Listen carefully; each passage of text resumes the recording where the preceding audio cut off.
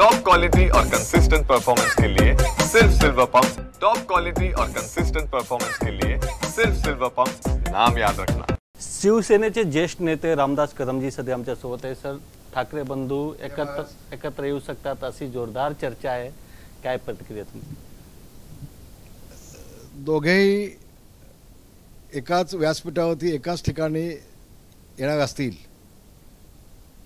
तर निश्चितपणे त्यामध्ये मराठी माणसाचं हित आहे, आले पाहिजे असं माझंही प्रामाणिक मत आज होतं, आज आहे आणि कालही होतं। खरं तर मी आणि बाळा नांदगावकर आम्ही दोघांनी यासाठी खूप प्रयत्न केले। राज ठाकरे यांनी अनेक वेळेला उद्धव ठाकरेंच्या समोर टाळी मिळवण्यासाठी प्रयत्न केले, हात पुढे केले, पण दुर्दैवानं उद्धव ठाकरेंनी कधीच हा म्हटलं नाही त्यांना। म्हणजे उद्धव ठाकरे त्यावेळेला माझ्याकडे असे म्हटले होते, एक म्यान में दो तलवार नहीं होती है। मला अजून आठवत आहे हे वाक्य उद्धव ठाकरेंचं त्यावेळेचं होतं। आणि राज ठाकरेंची त्यावेळेला मागणी काय होती? फक्त माझ्याकडे 2 जिल्हे द्या, एक पुणे आणि नाशिक, बाकी उद्धवनी सगळं सांभाळावं। नाही बोले उद्धव ठाकरे। आता वेळ अशी आलेली आहे की उद्धव ठाकरेंच्या हातात सगळंच गेलंय, सगळं आकाश फाटलंय, आता ठिगळ लावणार कुठं कुठं। मग राज ठाकरे जर येत असतील तर त्यांचा आधार घेऊन थोडंसं आपल्याला राजकारणामध्ये डोकं वर काढता येईल का, हा प्रयत्न उद्धव ठाकरेंचा असावा। कसं मी ते दोघांजवळ पाहिलंय जवळनं, राज ठाकरे स्पष्ट बोलणारे आहेत, आतल्या गाठीचे नाही आहेत, ओपन हाड आहेत, पण उद्धव ठाकरे आतल्या गाठीचा माणूस आहे। उद्धव ठाकरे राज ठाकरेंना कधीच पुढे येऊ देणार नाही। आता अटीशर्ती घालायचा प्रश्न कुठे येतो? तुम्ही भाऊ आहात ना दोघे। तर त्यावेळेला एक चूक झाली आमच्याकडून, मी आता अधिक स्पष्टपणे बोलणार नाही। महाबळेश्वरला ज्या वेळेला उद्धव ठाकरेंना अध्यक्ष केला त्यावेळेला राज ठाकरेंना अध्यक्ष करायला मी हवं होतं। ती शिवसेनेकडून झालेली मोठी चूक आहे, मोठी चूक आहे। राज ठाकरे तेव्हा अध्यक्ष झाले होते, तर आज शिवसेनेमध्ये 2 झाले होते। राज ठाकरे त्यावेळेला अध्यक्ष झाले असते तर आज शिवसेनेचे 2 तुकडे झाले नसते, शिवसेना फुटली नसती।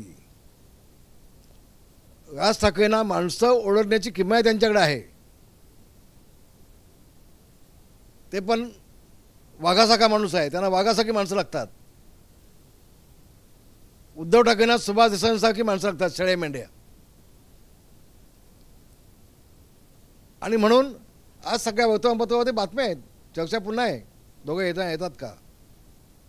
अरे अधिक चांगलं आहे, पण उद्धव ठाकरेंनी फक्त त्यांच्या सासरवाडीची फॅमिली सांभाळली। बिंद्याचं ॲक्सिडेंट झाल्यानंतर त्यांच्या पत्नीला, त्यांच्या मुलाला, आपल्या भावाच्या कुठेही मदत केली नाही उद्धव ठाकरेंनी। सक्का भाऊ गेला, देवदेव ठाकरे सक्का भाऊ मोठा, त्याला बाजूला केला।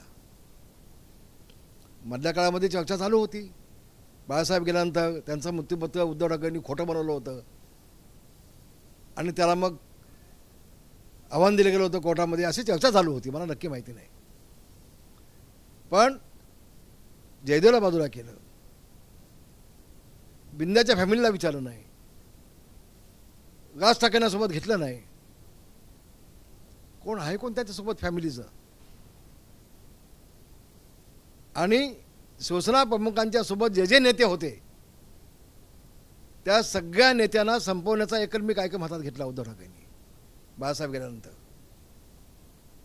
जर दोन्ही ठाकरे बंधू एकत्र आले तर महाविकास आघाडीचे काय होणार? काय काँग्रेसला ॲक्सेप्ट असणार? नाही, एक जो मी राज ठाकरेंना ओळखतो, उद्धव ठाकरेंसोबत राष्ट्रवादी आणि काँग्रेस असेल तर राज ठाकरे येतील असं मला वाटत नाही सोबत, मला वाटत नाही।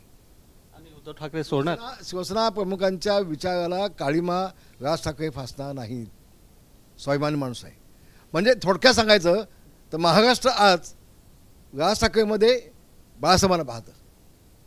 हे वास्तव आहे, हे कोणी नाकावू शकत नाही. जे आहे ते आहे. मी स्पष्ट बोलणारा माणूस आहे. आणि म्हणून आजच नाही, मलाही राज ठाकरे सांगलं होतं, बघा उद्धवला विचारून, माहीत आहे काय. पण मगाशी म्हटल्याबाबत नाही नाही आले तर आनंद आहे. एका झेंडा भगव्या झेंड्यासोबत आले तर आनंद आहे. कुटुंब म्हणून एकत्र आले तर आनंद आहे. खूप आनंद आहे. काँग्रेसला सोडणार आहेत का उद्धव ठाकरे? तर तुम्ही उद्धव ठाकरेंना विचारा ना. उद्धव ठाकरेंना विचारून घ्या तुम्ही.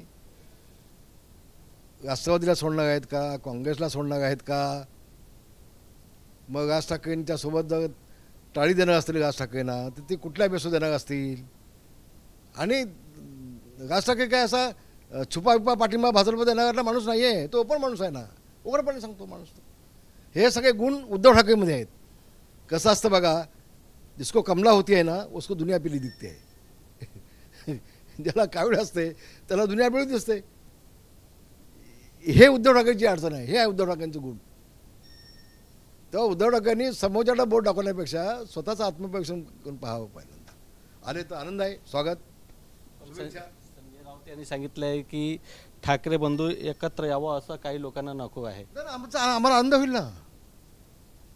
उशिराला शहाणपण असेल हे उद्धव ठाकरेला. उद्धव ठाकरेला उशिरा सुचलेलं हे शहाणपण असेल असं मी म्हणेन.